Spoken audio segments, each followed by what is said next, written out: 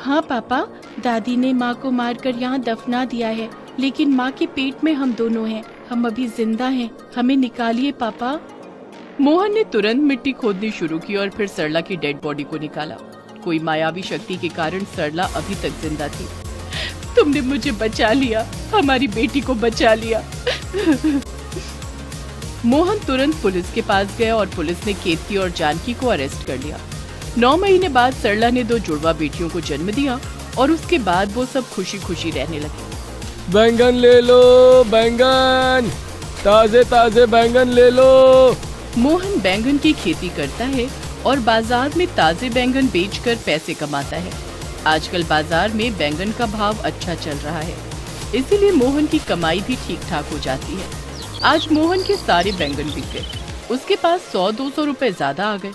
मोहन ने सोचा, आज कुछ ज्यादा पैसे आ गए हैं, मैं सरला के लिए एक साड़ी खरीद कर ले चलता हूँ। मोहन ने 200 रुपए से अपनी पत्नी के लिए एक साड़ी खरीदी और घर लौटकर सरला को बुलाया। सरला, जरा इधर आना, जल्दी आओ। सरला आई। क्या हुआ जी, क्या बात है? ये देखो, मैंने तुम्हारे लिए ये साड़ी खरीदा है। अरे वाह, बहुत अच्छी साड़ी है, मुझे बहुत पसंद आई है। मुझे पता था कि तुम्हें ये साड़ी बहुत पसंद आएगी। कब से तुम एक ही फटी साड़ी पहन रही हो, अब से ये नई साड़ी पहनना। तभी सरला की सास केतकी वहाँ आ गई। हाँ हाँ, बीवी के लिए नई साड़ी और माँ के लिए क्या लाया है? हाँ, तुम्हारे लिए तो कुछ नहीं ला पाया माँ। अब पिछले हफ्ते ही तो तुम्हें बालों का क्लिप ला के दिया था ना। हाँ हाँ, एहसान किया था ना मुझ पर। यही होता है, शादी के बाद बेटा अपनी माँ को भूल जाता है। कहाँ भूल गया माँ, आपको जब जिस चीज की जरूरत होती है मैं ला के तो देता हूँ। हाँ माँ जी, मेरी साड़ी फट गई थी इसीलिए। बस बस, रहने दो, मुझे सफाई देने की जरूरत नहीं है, मुझे सब पता है। ठीक है माँ जी, अगर आपको ये साड़ी पसंद है तो आप रख लीजिए। ठीक है, तुम कह रही हो तो ले लेती हूँ।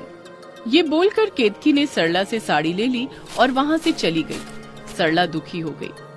माँ जी हर बार ऐसा करती हैं, तुम मुझे कुछ देते हो तो माँ जी गुस्सा हो जाती हैं और मुझसे ले लेती हैं। तुम बुरा मत मानो सरला, माँ है ही ऐसी, बूढ़ी हो गई है, कुछ बोल भी नहीं पाता। नहीं, कुछ बोलने की जरूरत नहीं है, वरना कहेंगे कि मैंने आपको उकसाया है। ऐसे ही सरला का दिन बीतता है। सुबह से लेकर शाम तक उसकी सास उसे ताना मारती है, लेकिन उससे भी ज्यादा दुख सरला को तब होता है जब उसे ये याद आता है कि वो कभी माँ नहीं बन पाएगी।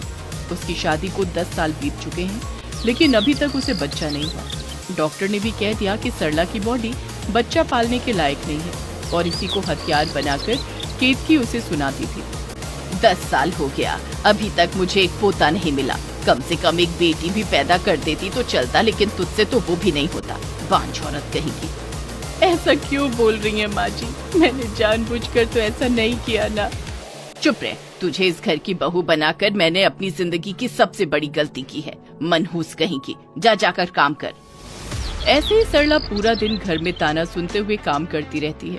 कभी कभी केतकी की पड़ोसी और सहेली जानकी भी घर आती है और ताना मार कर जाती है, लेकिन मोहन सरला से बहुत प्यार करता है। सरला हर रात को मोहन के कंधे पर सर रखकर सोती है। सही बोलती है माँ जी, मैं किसी काम की नहीं हूँ। क्या बोल रही हो सरला, तुम बहुत काम की हो, खेती करने में भी मेरी मदद करती हो। लेकिन तुम्हें एक बच्चा भी नहीं दे पाई मैं, इसीलिए मुझे बहुत दुख होता है। दुखी मत हो सरला, बच्चा हो जाएगा। कैसे होगा? डॉक्टर ने तो कह दिया है कि मैं गर्भवती नहीं हो सकती। देखो सरला, अगर भगवान ने चाहा तो सब कुछ होगा। मैं तो चाहता हूँ कि मेरी एक बेटी हो। एक बात कहूँ, मैं भी बेटी ही चाहती हूँ। दोनों बातें करने लगे।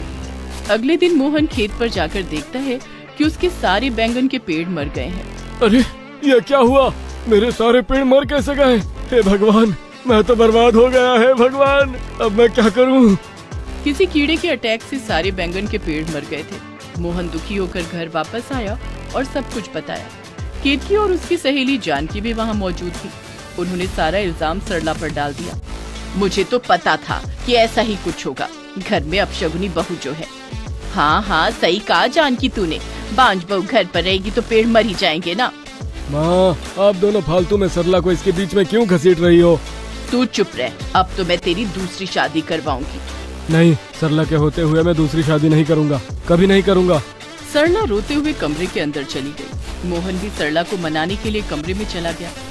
जानकी ने केतकी के कान में कहा, तेरा बेटा उस औरत के पीछे पागल हो गया है। जब तक वो औरत इस घर में रहेगी तब तक तेरा बेटा दूसरी शादी नहीं करेगा।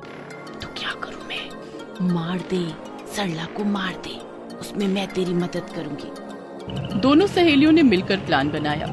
अगले दिन मोहन अपने खेत को कीड़ों से बचाने के लिए दवाई खरीदने शहर गया। सरला घर में अकेली हो गई, लेकिन तभी सरला को उल्टी आई। उसने उल्टी की। ये क्या, मुझे अचानक से उल्टियाँ क्यों आ रही हैं? मैंने उल्टा सीधा कुछ भी नहीं खाया, कहीं मैं पेट से तो नहीं हूँ। सरला डॉक्टर के पास दौड़ कर गई। तब केतकी जानकी के साथ बाजार में रस्सी खरीदने गई हुई थी। सरला डॉक्टर के पास गई। डॉक्टर ने सरला का टेस्ट किया और वो ताज्जुब में आ गए। ये क्या, ऐसा पहली बार देख रहा हूँ मैं। आप तो माँ बनने वाली हो, लेकिन आपकी बॉडी तो। डॉक्टर ने बात पूरी नहीं की। सरला ने कहा, डॉक्टर साहब, भगवान की इच्छा के सामने तो हम कुछ भी नहीं है, हम मामूली इंसान हैं बस। हाँ, ये बात बिल्कुल सही कहा। आप तो माँ बनने वाली हो, अपना ख्याल रखना और ठीक से खाना। हाँ डॉक्टर साहब, पहले तो मैं उन्हें ये खुशखबरी दूंगी, उनका चेहरा देखने लायक होगा। सरला खुश होकर घर लौट गई, लेकिन उसे नहीं पता था कि उसकी सास उसे मारने के लिए बैठी थी। सरला घर पहुंची और पीछे से उसकी सास ने उसके गले पर रस्सी डाल दी। जानकी और केतकी दोनों मिलकर रस्सी को खींचने लगी। आह, गले में दर्द हो रहा है, आह, बचाओ, बचाओ। सरला की मौत हो गई। जानकी और केतकी बड़ी खुश हुई। बहुत अच्छा हुआ कि मनहूस मर गई। अब क्या करे इस बॉडी का? खेत में दफना दो और क्या। दोनों ने बॉडी को खेत में दफना दिया। दोपहर को मोहन शहर से कीड़े मारने वाली दवाई लेकर लौटा और खेत में दवाई छिड़क कर घर वापस आया। सरला, अरे ओ सरला, कहाँ हो? सरला तो नहीं है बेटा। नहीं है मतलब, कहाँ गई? नहीं पता बेटा, तेरे जाने के बाद वो निकल गई थी, अभी तक नहीं लौटी। मोहन सरला का इंतजार करता रहा, लेकिन सरला नहीं लौटी। मोहन का दिमाग खराब हो गया। वो रोने लगा। मुझे छोड़कर क्यों चली गई सरला? कहाँ चली गई? उस औरत का हालचाल मुझे ठीक नहीं लगता है। देख, भाग गई होगी किसी ऐरे गहरे लड़के के साथ। नहीं नहीं, यह नहीं हो सकता। मेरी सरला मेरे पास लौट आएगी। घंटा आएगी? तू अब दूसरी शादी कर ले बेटा। केतकी मोहन के दिमाग में दूसरी शादी का आइडिया डालने लगी। अगले दिन सुबह मोहन खेत में गया और देखा वहाँ एक बड़ा सा बैंगन का पेड़ उगा है। अरे, सिर्फ एक इतना बड़ा बैंगन का पेड़ कैसे उगा, वो भी रातों रात? मोहन बैंगन के पेड़ के पास गया और ताज्जुब में पड़ गया। पेड़ पर दो छोटे छोटे बैंगन आए थे और मोहन के पास जाते ही वो बैंगन बात करने लगा। पापा, हम दोनों आपकी बेटी हैं। हाँ पापा, दादी ने माँ को मारकर यहाँ दफना दिया है, लेकिन माँ के पेट में हम दोनों हैं। हम अभी जिंदा हैं, हमें निकालिए पापा। मोहन ने तुरंत मिट्टी खोदनी शुरू की और फिर सरला की डेड बॉडी को निकाला। कोई मायावी शक्ति के कारण सरला अभी तक जिंदा थी। तुमने मुझे बचा लिया, हमारी बेटी को बचा लिया। मोहन तुरंत पुलिस के पास गया और पुलिस ने केतकी और जानकी को अरेस्ट कर लिया। 9 महीने बाद सरला ने 2 जुड़वा बेटियों को जन्म दिया और उसके बाद वो सब खुशी खुशी रहने लगे।